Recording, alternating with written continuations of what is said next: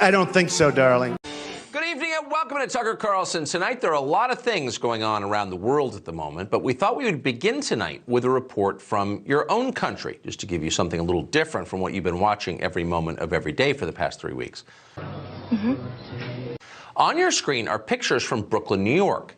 These are people waiting in line at a food bank. The queue stretches for blocks. It's what we used to call a bread line. Most of these people are not homeless or not addicted to drugs. Some of them have jobs. They just can't afford enough food. Very few living Americans have ever seen anything like this. It's been nearly 100 years since the United States experienced widespread food shortages. That's long enough that most of us have forgotten what it means. And here's what it means. If you want to make a society volatile, not just angry and divided, which is where we are now, but revolutionary and explosive, then you threaten the food supply.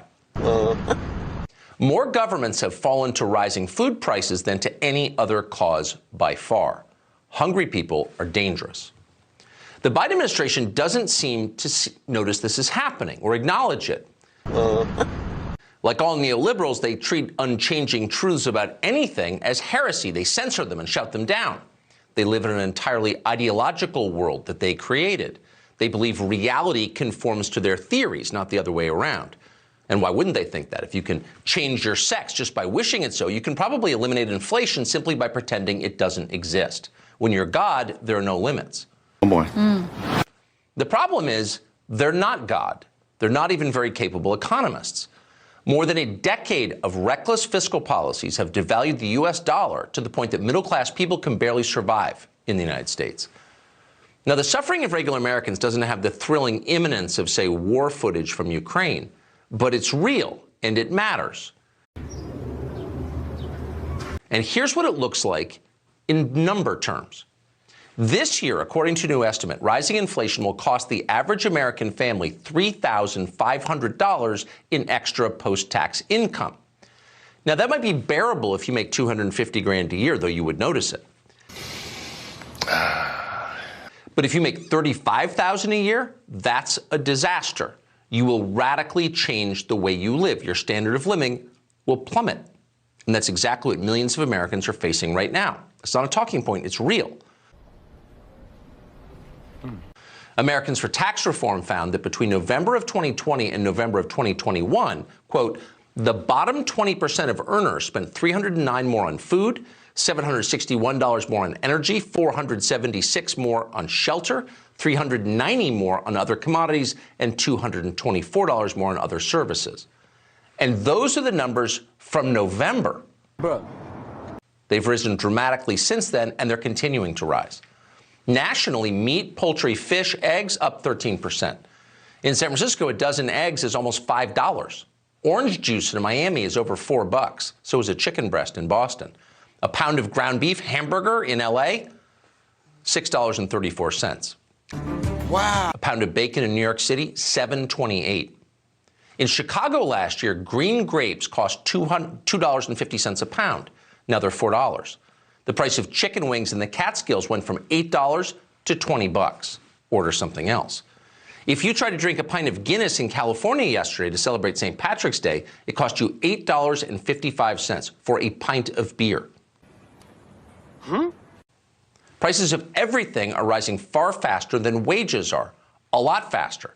And that means that in very real terms, the most real, people are becoming poorer. And not just people who buy things, consumers, but also people who sell them, retailers. This is a disaster for small business. Watch.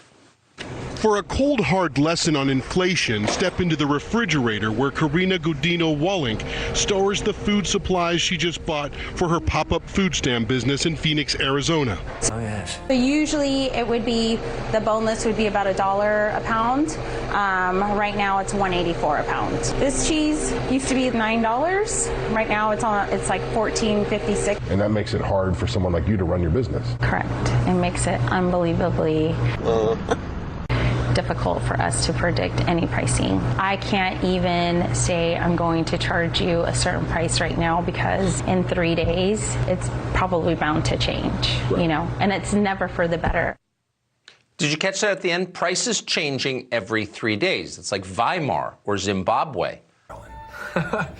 That That is not the picture of a stable economy. And it's not just food that's moving fast. In the city of Baltimore, the cost of electricity has risen 18% in a single year. That does not happen with utilities, but it just did. In Philadelphia, the average utility bill rose from $477 a month to $651 a month. I think I'll pass. Okay, all right. According to the National Association of Home Builders, building material prices increased almost 21% year over year. Overall, lumber prices alone have added almost $19,000 to the price of a home in the past 6 months.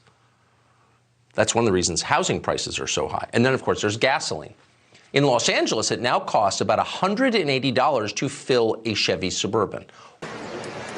One tank of gas, $180. Nationally, gas is up nearly 40%. And here's what that looks like. These prices are eye-popping here at the Chevron at $7.29 a gallon for a small car with a 12-gallon tank. What? It would cost you $87 to fill it all the way up. Of course, we know this is the top end of the spectrum here in California. It's the most expensive state. The average price for a gallon here is $5.67. But we all know that nationally, these prices are through the roof. The average cost nationwide now is $4.33 a gallon. That's up 63 cents in just a week's time. And in fact, right now, the average cost is climbed above $4 a gallon in a staggering 38 states. Rising gas prices makes people desperate. You wouldn't know that from watching television because most of the people who bring you the news don't know what the price of gas is, and a lot of them don't care because they don't drive themselves. But the rest of the country cares very deeply what the price of gas is. And in some places, the problem is so bad, gas prices are so expensive, that thieves have taken to drilling holes in gas tanks to steal it. What? With the national average at $4.33 a gallon, a troubling new trend is on the rise: gas theft. Crimes of opportunity now happening across the country. Criminals are targeting unattended vehicles for gas, but they're not going in through here. Instead, they're drilling holes from underneath your car. What? And draining your tank. And once the tank is drilled, it can't be fixed. Getting a new one could cost drivers more than $1,000. Contrary to what you may have learned from Sandy Cortez's TikTok feed, the internal combustion engine is not a sin. It's not the basis of a moral crisis. It is a miracle upon which all civilization rests. Your Amazon package arrives because of gasoline. So does your Uber Eats. You can fly to see your relatives across the country because of gasoline. So when the price of gasoline rises, everyone is affected, no matter who they voted for and no matter whether they notice it directly or not. Here's how people in the state of Texas are reacting to the rising gas prices. Gas has reached an all-time record high, and here in Dallas, Texas, it's $4.19 a gallon. Let's go talk to Texans and see what they think about these prices. They're high, real high. It's absurd. Ridiculous. You're spending more money to make money, so it's hard. But it's outrageous, you know. It's kind of outrageous, not gonna lie to you. They've been high for a long time, now they too high. Will the capital of Ukraine fall to the Russians? We certainly hope not. Americans care about that. How high will gas get? Americans care about that even more. They care deeply because it affects their lives so dramatically. And yet the coverage of this is not proportionate. You almost never hear anybody asked, what do you think of the price of gas? But if you leave the TV studios of New York, Los Angeles, and Washington, you will find people really do care. Every product in this country, with some exceptions, but not that many, is delivered thanks to gasoline. And that means with rising gas prices, all products become more expensive. The cheapest washing machine you can buy at, say, Best Buy in South Carolina right now, $450. Furniture and bedding across the country is 17% more expensive than it was a year ago. A what? 12 months ago, a 28 cubic foot Samsung stainless steel fridge was selling for $1,700 at Home Depot. It's now $2,000, and so on, for everything, and particularly for vehicles. The average price of a used car is up more than 30% nationally. It's up 35% in Massachusetts and Tennessee. It's up 38% in Florida and Maryland. It's up 40% or more in Louisiana, New York, Montana, and North Dakota. Huh? That means the average cost of a used car in the state of Montana is now more than $42,000 for a used car, some with high mileage.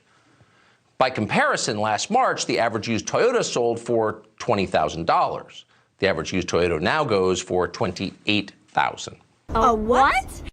These are real numbers with real effects. To restate, the standard of living of Americans who for almost 100 years have enjoyed the world's highest standard of living in any big country is plummeting. So what's the administration doing to fix this? What are they doing to help? Well, of course, that depends upon whether or not you're Ukrainian. If you are, they can help you. If you're not, our transportation secretary recommends you take the bus.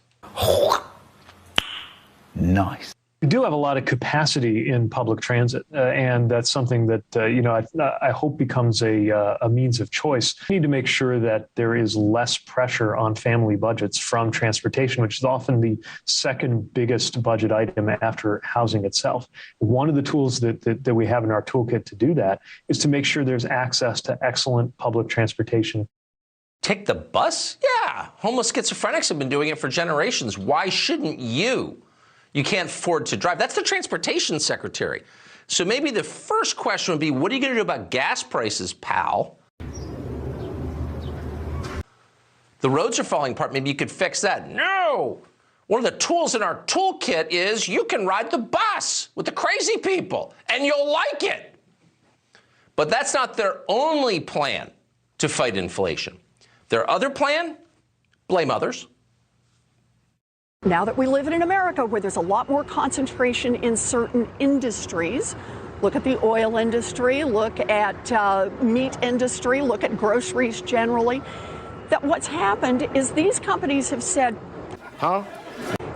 we'll pass along costs, but while we're at it and everyone's talking about rising costs, let's just add an extra big dollop of cost increases to expand our profits.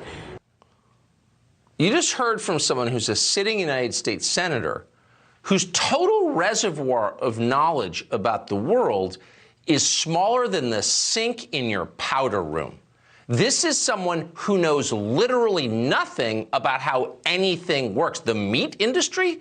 What would that be, Senator Warren? She has no idea what she's talking about. She has no interest in learning why the dollar is less valuable than it was 10 years ago. And she has no interest whatsoever in improving your life. So the question, once again, is how long can this continue? It's one thing to pretend that boys can compete in girls' sports, and that's totally natural. It's always the way it's been. That may be offensive to people.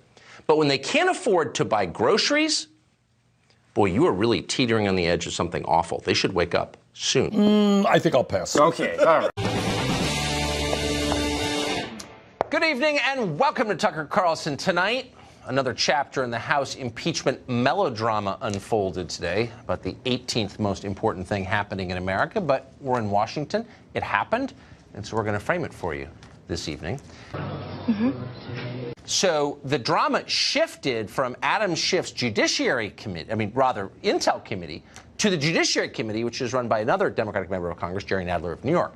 Now, last month, you'll remember that Adam Schiff's approach was to bring down the president by bringing in a whole cavalcade of intel and foreign policy professionals and having them explain how their feelings had been hurt by the bad orange man. The president said nasty things about me. He fired me. I wanted to cry. Make him go away.